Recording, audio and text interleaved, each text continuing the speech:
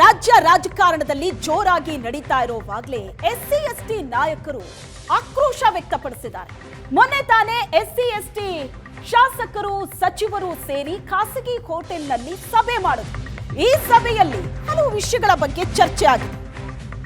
ಮೊನ್ನೆ ಖಾಸಗಿ ಹೋಟೆಲ್ನಲ್ಲಿ ಎಸ್ಸಿ ಎಸ್ಟಿ ನಾಯಕರು ನಡೆಸಿದಂತ ಸಭೆ, ನಮಗೆ ಈ ಸರ್ಕಾರದಲ್ಲಿ ಹೆಚ್ಚಿನ ಸ್ಥಾನಮಾನಗಳು ಸಿಗ್ತಾ ಇಲ್ಲ. ಸಭೆಯಲ್ಲಿ ಚರ್ಚೆ ಆಗಿದೆ. ಕಾಂಗ್ರೆಸ್ಗೆ ಹೆಚ್ಚು ಮತ ಹಾಕೋರು ನಾವು, ಸ್ಥಾನಮಾನ ಮಾತ್ರ ನಮಗಿಲ್ಲ, ಅಧಿಕಾರ ಅನುಭವಿಸೋರು ಬೇರೆಯವರು ಅನ್ನೋ ಹಾಗಾಗಿದೆ. ಎಸ್ಸಿ ಎಸ್ಟಿ ಸಮುದಾಯಕ್ಕೆ ಸರ್ಕಾರದಲ್ಲಿ ಹೆಚ್ಚು ಪ್ರಾತಿನಿಧ್ಯ ಸಿಗ್ತಾ ಇಲ್ಲ. ಹೈಕಮಾಂಡ್ ಗಮನಕ್ಕೆ ತಂದು ಸಚಿವ ಸ್ಥಾನಕ್ಕೆ ಪ್ರಯತ್ನ ಪಡಬೇಕು. ಹೆಚ್ಚಿನ ಸಚಿವ ಸ್ಥಾನ ನಿಗಮ ಮಂಡಳಿಯಲ್ಲಿ ಅವಕಾಶವನ್ನ ನೀಡಬೇಕು. ರಾಹುಲ್ ಗಾಂಧಿ ಭೇಟಿಯಾಗಿ ಮನವಿ ಸಲ್ಲಿಸೋಣ ಅಂತ ಪರಮೇಶ್ವರ್ ಹೇಳಿದ್ದಾರೆ. ಎಸ್ಸಿ ಎಸ್ಟಿ ಸಮುದಾಯದ ಸಚಿವರು ಶಾಸಕರು ಈ ಸಭೆಯಲ್ಲಿದ್ದರು.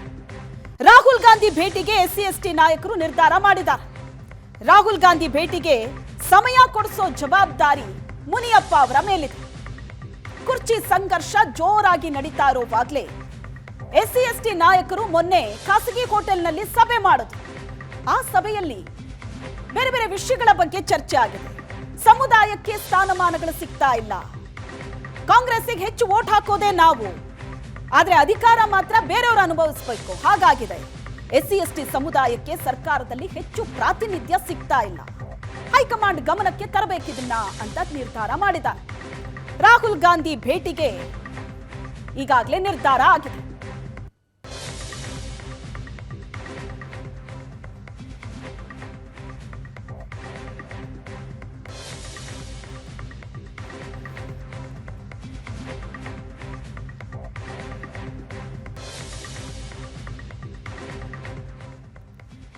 ಈ ಬೆಳವಣಿಗೆಯ ಬಗ್ಗೆ ಹೆಚ್ಚಿನ ಡೀಟೇಲ್ಸ್ ಅನ್ನ ಕೊಡ್ತಾರೆ ನಮ್ಮ ಪ್ರತಿನಿಧಿ ಮಾರುತೇಶ್. ನೇರ ಸಂಪರ್ಕದಲ್ಲಿ ಜಾಯ್ನ್ ಆಗಿದ್ದಾರೆ. ಇನ್ನು ರಾಜಕೀಯ ವಿಶ್ಲೇಷಕರಾದ ಪ್ರಶಾಂತ್ ನಾಥ್ ಕೂಡ ನೇರ ಸಂಪರ್ಕದಲ್ಲಿದ್ದಾರೆ. ಮೊದಲನೇದಾಗಿ ಮಾರುತೇಶ್, ನಿಮ್ಮನ್ನು ಕೇಳೋದಾದ್ರೆ, ಅಧಿಕಾರ ಸಂಘರ್ಷದ ಚರ್ಚೆ ಬಹಳ ಜೋರಾಗಿ ನಡೀತಾ ಇರುವಾಗ ಎಸ್ಸಿ ಎಸ್ಟಿ ನಾಯಕರು ನಡೆಸಿದಂತ ಸಭೆ, ಎಸ್ಸಿ ಎಸ್ಟಿ ಶಾಸಕರು ಸಚಿವರು ಸಭೆ ಸೇರ್ತಾರೆ ಅಂದ್ರೆ ಬಹಳ ಗಂಭೀರವಾದದ್ದು, ಅಲ್ಲೊಂದಷ್ಟು ಚರ್ಚೆಗಳಾಗತ್ತೆ, ಅದು ಪರಿಣಾಮಗಳು ಕೂಡ ಇರುತ್ತೆ ಅಂತ. ಏನೆಲ್ಲ ಚರ್ಚೆ ಆಯ್ತು, ಅದನ್ನ ಹೈಕಮಾಂಡ್ ಮಟ್ಟಕ್ಕೆ ಮುಟ್ಟಿಸುವಂತಹ ನಿರ್ಧಾರ ಕೂಡ ಆಗಿದೆಯಂತೆ. ಶ್ವೇತಾ, ಈಗ ಎಸ್ಸಿ ಎಸ್ಟಿ ಸಮುದಾಯದ ಸಚಿವರು ಶಾಸಕರು ಈ ಹಿಂದೆ ಪರಮೇಶ್ವರ್ ನೇತೃತ್ವದಲ್ಲಿ ಇಂಥದ್ದೊಂದು ಸಭೆ ಮಾಡಬೇಕು ಅನ್ನುವಂಥ ತೀರ್ಮಾನವನ್ನು ತೆಗೆದುಕೊಂಡಾಗ ಹೈಕಮಾಂಡ್ ಮಧ್ಯಪ್ರವೇಶ ಮಾಡ್ತು. ಸುರ್ಜೇವಾಲಾ ಕಾಲ್ ಮಾಡಿ ಪರಮೇಶ್ವರ್ ಅವರಿಗೆ ಹೇಳಿದ್ರು ಇಂಥದ್ದೊಂದು ಸಭೆ ನಡೆಸಬಾರ್ದು ಅಂತ. ಆಗ ನಾಯಕತ್ವದ ಬದಲಾವಣೆ ವಿಚಾರಕ್ಕೆ ಸಂಬಂಧಪಟ್ಟ ಹಾಗೆ ಈ ಸಭೆ ನಡೀತಾ ಇತ್ತು ಅನ್ನುವಂತಹ ವಿಚಾರವನ್ನು ಹೈಕಮಾಂಡ್ಗೆ ತಲುಪಿಸಲಾಯಿತು. ಪರಮೇಶ್ವರ್ ಅವರು ಅಧಿಕೃತವಾಗಿ ಒಂದು ಪತ್ರಿಕಾ ಪ್ರಕಟಣೆಯನ್ನು ಹೊರಡಿಸಿದ್ರು. ಹೈಕಮಾಂಡ್ ನಿರ್ದೇಶನದ ಮೇರೆಗೆ ಈ ಸಭೆಯನ್ನು ನಾವು ನಡೆಸಲಿಕ್ಕೆ ಸಾಧ್ಯ ಆಗ್ತಾ ಇಲ್ಲ ಅನ್ನೋದನ್ನು ಸ್ಪಷ್ಟವಾಗಿ ಹೇಳಿದರು. ಆದರೆ ಈಗ ಪರಿಸ್ಥಿತಿ ಬದಲಾಗಿದೆ. ಏಕಾಏಕಿ ಅಧಿವೇಶನ ನಡೆಯುವಂಥ ಸಂದರ್ಭದಲ್ಲಿ ಎಸ್ಸಿ ಎಸ್ಟಿ ಸಚಿವರು ಶಾಸಕರು ವಿಧಾನ ಪರಿಷತ್ ಸದಸ್ಯರು ಎಲ್ಲರೂ ಒಂದು ಸಭೆಯನ್ನು ಸೇರಿದರು.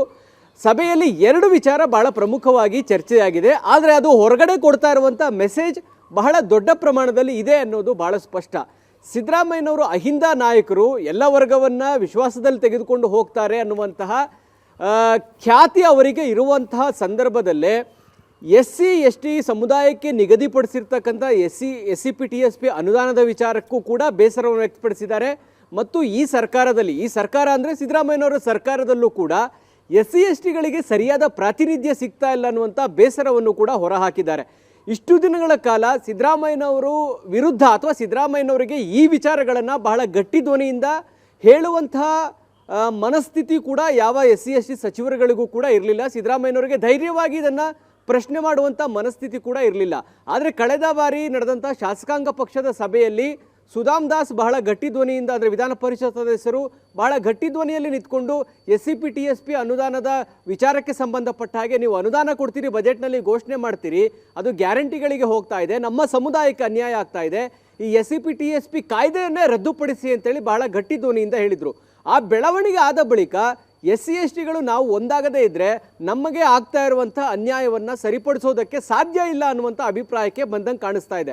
ಹಾಗಾಗಿ ಮೊನ್ನೆ ಎಲ್ಲರೂ ಸಭೆ ಸೇರಿದಾಗ ಮುಖ್ಯಮಂತ್ರಿಗಳನ್ನು ಭೇಟಿಯಾಗುವಂತಹ ಒಂದು ನಿರ್ಧಾರ, ಅದು SC ST TSP ಅನುದಾನದ ವಿಚಾರಕ್ಕೆ ಸಂಬಂಧಪಟ್ಟಾಗಿ ಈ ಬಾರಿ ಬಜೆಟ್ನಲ್ಲಿ ನೀವು ಸಪರೇಟ್ ಫಂಡ್ ಇಡಿ, ಗ್ಯಾರಂಟಿಗಳಿಗೆ ನೀವು ಪ್ರತ್ಯೇಕವಾಗಿ ಹಣ ಕೊಡಿ, SCP TSP ಹಣವನ್ನು ಗ್ಯಾರಂಟಿಗೆ ಬಳಸಬೇಡಿ ಅನ್ನುವಂಥ ಮನವಿಯನ್ನು ಸಿದ್ದರಾಮಯ್ಯನವರ ಮುಂದೆನೇ ಮಂಡಿಸಬೇಕು ಅನ್ನುವಂಥ ತೀರ್ಮಾನ ತೆಗೆದುಕೊಳ್ಳಲಾಗಿದೆ. ಅದಕ್ಕಾಗಲೇ ಈಗ ಮೆಮೊರಂಡಮ್ ಕೂಡ ರೆಡಿಯಾಗಿದೆ. ಇನ್ನೊಂದು ವಿಚಾರ, ಈ ಸಮುದಾಯದಲ್ಲಿ ಅಂದರೆ ಈ SC/ST ಸಮುದಾಯಗಳು ಹೆಚ್ಚು ಕಾಂಗ್ರೆಸ್ನ ಪರವಾಗಿ ಮತ ಚಲಾಯಿಸ್ತವೆ.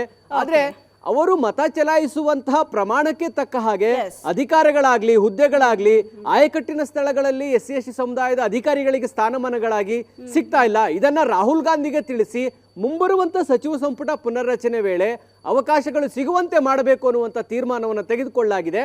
ಆ ತೀರ್ಮಾನವನ್ನು ತಿಳಿಸೋದಕ್ಕೆ ಮುನಿಯಪ್ಪ ಅವರಿಗೆ ರಾಹುಲ್ ಗಾಂಧಿ ಅವರ ಸಮಯ ಕೇಳಬೇಕು. ಆ ಜವಾಬ್ದಾರಿಯನ್ನ ಮುನಿಯಪ್ಪ ಅವ್ರಿಗೂ ಕೂಡ ಮೊನ್ನೆ ನಡೆದಂಥ ಸಭೆಯಲ್ಲಿ ನೀಡಲಾಗಿದೆ. ಹೀಗಾಗಿ SC/ST ಸಚಿವರು, ಶಾಸಕರು, ಪರಿಷತ್ ಸದಸ್ಯರ ನಿಯೋಗ ರಾಹುಲ್ ಗಾಂಧಿ ಅವರನ್ನು ಕೂಡ ಭೇಟಿ ಮಾಡುವಂಥ ತೀರ್ಮಾನವನ್ನು ತೆಗೆದುಕೊಂಡಿದ್ದಾರೆ. ಅಲ್ಲಿಗೆ SC/ST TSP ಅನುದಾನದಲ್ಲೂ CM ವಿರುದ್ಧ ಬೇಸರ ಆಗಿದ್ದಾರೆ. ಈ ಸರ್ಕಾರದಲ್ಲಿ ಆಯಕಟ್ಟಿನ ಹುದ್ದೆ ಸಿಗ್ತಾ ಇಲ್ಲ, ಸಚಿವ ಸಂಪುಟದಲ್ಲೂ ಕೂಡ ನಮಗೆ ಪ್ರಾತಿನಿಧ್ಯ ಸಿಗ್ತಾ ಇಲ್ಲ ಅನ್ನುವ ಕಾರಣಕ್ಕಾಗಿಯೂ ಸಿದ್ದರಾಮಯ್ಯನವರ ವಿರುದ್ಧ SC/ST ಸಮುದಾಯ ಬೇಸರ ಆಗಿದೆ. ಅಧಿಕಾರ ಹಂಚಿಕೆಯ ಈ ಸಂದರ್ಭದಲ್ಲಿ ಈ ಸಮುದಾಯ ಒಗ್ಗೂಡಿರ್ತಕ್ಕಂತಹ ಬೆಳವಣಿಗೆಯನ್ನು ನೋಡಿದ್ರೆ ಶ್ವೇತಾ, ನಾಳೆ ಈ ಬದಲಾವಣೆ ಏನಾದರೂ ಅನಿವಾರ್ಯ ಆದ್ರೆ ನಮಗೆ ಅವಕಾಶ ಕೊಡಿ ಅನ್ನುವಂಥ ಪಟ್ಟು ಹಿಡಿಯೋದಕ್ಕೂ ಕೂಡ ಈ ತೀರ್ಮಾನಗಳು ಅಂದ್ರೆ ಈ ಒಗ್ಗಟ್ಟು ಕಾರಣ ಆಗಬಹುದು. ಆ ನಿಟ್ಟಿನಲ್ಲೂ ಕೂಡ ಕಾಂಗ್ರೆಸ್ನ ವಲಯದಲ್ಲಿ SC/ST ಸಚಿವರ ಈ ಸಭೆಯನ್ನ ನೋಡ್ಲಾಗ್ತಾ ಇದೆ ಶ್ವೇತಾ. ಓಕೆ ಮಾರುತೇಶ್, ಇನ್ನು ಪ್ರಶಾಂತ್ ಇದ್ದಾರೆ ನೇರ ಸಂಪರ್ಕದಲ್ಲಿ. ಪ್ರಶಾಂತ್, ಸ್ಥಾನಮಾನ, ಅವಕಾಶ, ಅನುದಾನ ಈ ಎಲ್ಲ ಚರ್ಚೆಗಳು ಒಂದು ಕಡೆ ಆದ್ರೆ ಮತ್ತೊಂದು ಕಡೆ ಅಧಿಕಾರ ಸಂಘರ್ಷದ ಈ ಸಂದರ್ಭದಲ್ಲಿ SC/ST ನಾಯಕರು ಒಟ್ಟಿಗೆ ಕೂತು ಸಭೆ ನಡೆಸ್ತಾರೆ, ಹಲವು ವಿಷಯಗಳ ಬಗ್ಗೆ ಚರ್ಚೆ ನಡೆಸ್ತಾರೆ ಅಂದ್ರೆ ಇದರ ನೇರ ಪರಿಣಾಮ ಏನಿರುತ್ತೆ? ಶ್ವೇತಾ ನೋಡಿ, ಇಡೀ ಸಿದ್ದರಾಮಯ್ಯನವರಿಂದ DK ಶಿವಕುಮಾರ್ಗೆ ಪವರ್ ಟ್ರಾನ್ಸ್ಫರ್ ಆಗಬೇಕು ಅಂತಕ್ಕಂಥ ವಿಚಾರದ ಚರ್ಚೆ ಕಾಂಗ್ರೆಸ್ನ ಅಂಗಳದಲ್ಲಿ ನಡೀತಾ ಇರುವ ಸಂದರ್ಭದಲ್ಲಿ ದಲಿತ ನಾಯಕರು ಹೋಗಿ ದಿಲ್ಲಿಯಲ್ಲಿ ರಾಹುಲ್ ಗಾಂಧಿಯವ್ರನ್ನ ಭೇಟಿ ಆಗ್ತಿರೋದು ನನಗೆ ಅನುದಾನಕ್ಕೆ ಸಂಬಂಧಪಟ್ಟಂತೆ ಅನ್ನಿಸ್ತಾ ಇಲ್ಲ. ರಾಹುಲ್ ಗಾಂಧಿಗೆ ಮನವರಿಕೆ ಮಾಡಿಕೊಡುವ ಉದ್ದೇಶದಿಂದ, ಅಂದರೆ ಒಂದು ವೇಳೆ ಕರ್ನಾಟಕದಲ್ಲಿ ಏನಾದರೂ ನೀವು ನಾಯಕತ್ವ ಬದಲಾವಣೆ ಮಾಡೋದಾದರೆ ನೀವು ದಲಿತ ಮುಖ್ಯಮಂತ್ರಿಯನ್ನು ತರಬೇಕು, ದಲಿತರಿಗೆ ಹೆಚ್ಚಿನ ಪ್ರಾತಿನಿಧ್ಯವನ್ನು ಸರ್ಕಾರದಲ್ಲಿ ಕೊಡಬೇಕು ಅನ್ನೋದನ್ನು ಹೇಳುವುದರ ಮೂಲಕ ಅದು ಯಾರಿಗೆ ಕೊಡ್ತೀರಿ ಅಂತಕ್ಕಂಥದ್ದು ಮುಂದಿನ ಭಾಗ. ಯಾಕಂದರೆ ಈಗಾಗಲೇ ಮಲ್ಲಿಕಾರ್ಜುನ್ ಖರ್ಗೆ AICC ಅಧ್ಯಕ್ಷರಾಗಿದ್ದಾರೆ. ಪರಮೇಶ್ವರ್ ಅವ್ರಿಗೆ ಅನಿಸ್ತಾ ಇದೆ ನನಗೆ 2013ರಲ್ಲಿ ಕುರ್ಚಿ ತಪ್ಪಿತು, 26ರಲ್ಲಿ ಒಂದು ವೇಳೆ ಏನಾದರೂ ಸಿದ್ದರಾಮಯ್ಯನವರನ್ನು ಬದಲಾವಣೆ ಮಾಡೋದಿದ್ದರೆ ದಲಿತ ಮುಖ್ಯಮಂತ್ರಿಗೆ ಅವಕಾಶ ಕೊಡಿ ಅಂತಕ್ಕಂಥದ್ದನ್ನು ಪರಮೇಶ್ವರ್ ಹೇಳ್ತಿದ್ದಾರೆ.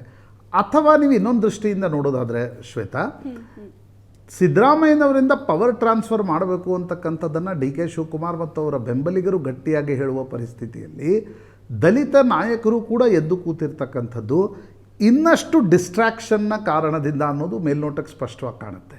ಹಿಂದೆ ಸಿದ್ದರಾಮಯ್ಯನವರು ಕೂಡ ಹೇಳಿದರು, ಇನ್ನೂ 4 ಉಪಮುಖ್ಯಮಂತ್ರಿಗಳನ್ನು ಮಾಡಬೇಕು, ಬೇರೆ ಬೇರೆ ಸಮುದಾಯಗಳಿಗೆ ದಲಿತ ಲೆಫ್ಟ್, ರೈಟ್, ಮುಸ್ಲಿಂ ಅಥವಾ ಇನ್ನೊಂದು ಲಿಂಗಾಯತರಿಗೆ ಕೂಡ ಪ್ರಾತಿನಿಧ್ಯವನ್ನು ಕೊಡಬೇಕು ಅಂತಕ್ಕಂಥದ್ದನ್ನು ಹೇಳಿದರು.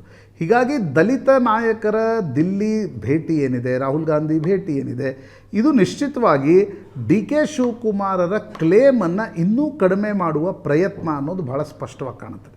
ಯಾಕಂದರೆ ಪರಮೇಶ್ವರ್ ಯಾವತ್ತೂ ಕೂಡ ಮುಚ್ಚಿಟ್ಟಿಲ್ಲ, ತನಗೊಂದು ಮುಖ್ಯಮಂತ್ರಿಯ ಹುದ್ದೆಯ ಮಹತ್ವಾಕಾಂಕ್ಷೆ ಇದೆ ಅನ್ನೋದನ್ನು ಪರಮೇಶ್ವರ್ ಯಾವತ್ತಿಗೂ ಮುಚ್ಚಿಟ್ಟಿಲ್ಲ. ಆಗಾಗ ಮಲ್ಲಿಕಾರ್ಜುನ್ ಖರ್ಗೆ ಹೆಸರು ಕೇಳಿ ಬರುತ್ತೆ. ಮುನಿಯಪ್ಪನವ್ರಿಗೆ ಅನಿಸುತ್ತೆ ನಾನು ಯಾಕೆ ಉಪಮುಖ್ಯಮಂತ್ರಿ ಆಗಬಾರ್ದು ದಲಿತ ಲೆಫ್ಟ್ ಕೋಟಾದಲ್ಲಿ ಅಂತಕ್ಕಂಥದ್ದು ಮುನಿಯಪ್ಪನವ್ರಿಗೆ ಅನಿಸುತ್ತೆ. ಆ ಕಾರಣದಿಂದ ದಲಿತ ನಾಯಕರ ದಿಲ್ಲಿ ಭೇಟಿ ಏನಿದೆ, ರಾಹುಲ್ ಗಾಂಧಿ ಭೇಟಿ ಏನಿದೆ, ಪ್ರತ್ಯೇಕವಾಗಿರ್ತಕ್ಕಂಥ ಸಭೆಗಳೇನಿವೆ, ಅವು ನಿಶ್ಚಿತವಾಗಿ ಸಿದ್ದರಾಮಯ್ಯನವ್ರನ್ನ ನೀವು ತೆಗಿಬೇಕು ಅನ್ನೋದು ನಿರ್ಣಯ ತೆಗೆದುಕೊಂಡಲ್ಲಿ ಇನ್ನೂವರೆಗೇನು ಹೈಕಮಾಂಡ್ ಆ ನಿರ್ಣಯ ತೆಗೆದುಕೊಂಡಿಲ್ಲ. ಹಾಗಿರುವಾಗ ಇನ್ನೊಂದು ಜಾತಿ ಸಮುದಾಯದ ಯಾರು ಕಾಂಗ್ರೆಸ್ನ ಪ್ರಬಲ ವೋಟ್ ಬ್ಯಾಂಕ್ ಇದ್ದಾರೆ, ಯಾಕಂದರೆ ಕರ್ನಾಟಕದಲ್ಲಿ ದಲಿತ ರೈಟ್ ಇರ್ಬೋದು, ಕೆಲ ಜಿಲ್ಲೆಗಳಲ್ಲಿ ದಲಿತ ಲೆಫ್ಟ್ ಇರ್ಬೋದು, that is predominantly A vote bank of Congress. ಹೀಗಾಗಿ ಅವರು ಕ್ಲೇಮ್ ಮಾಡ್ತಿರ್ತಕ್ಕಂಥ ಸಂದರ್ಭದಲ್ಲಿ ಒಕ್ಕಲಿಗ ನಾಯಕರಿಗೆ ಕೊಡ್ತಿರೋ ದಲಿತರಿಗೆ ಕೊಡ್ತಿರೋ ಅಂತಕ್ಕಂಥ ಪ್ರಶ್ನೆಯನ್ನು ಎಬ್ಬಿಸಿದಾಗ ಹೈಕಮಾಂಡ್ ಕೂಡ ಸ್ವಲ್ಪ ಡಿಸ್ಟ್ರಾಕ್ಟೆಡ್ ಇರುತ್ತೆ.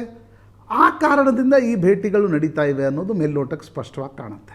ಶ್ವೇತಾ, ಪ್ರಶಾಂತ್,